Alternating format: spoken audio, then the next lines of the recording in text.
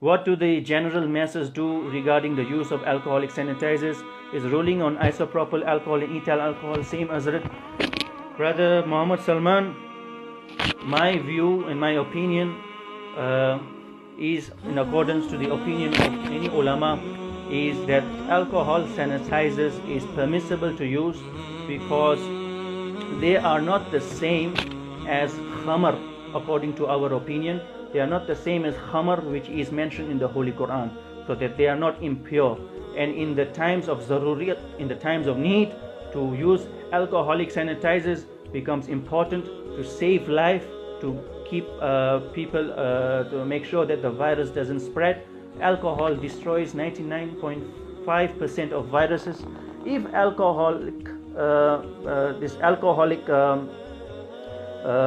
substances were impure, I want to give you one example. Let me give you one example. If alcoholic pads or the alcoholic sanitizers were impure, if they were actually impure, then they would have increased the disease, they would have increased the virus. Islam does not go against logic.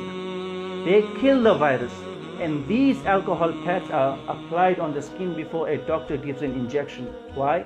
So that the bacteria around the skin is killed, so that it doesn't harm you.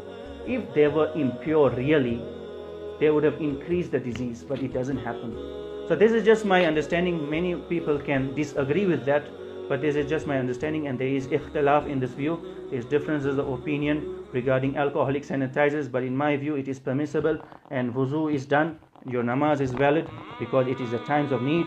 Umume balwa, many people are using it in the hospitals everywhere. You have to use it, there is no way out, and we will give permission regarding that. Isopropyl alcohol, ethyl alcohol, there are different types. There are different what can I say, if I remember my chemistry classes, there are different attachments. You have isopropyl and your ethyl propyl, which is your CH3. They are attached to the alcohol group.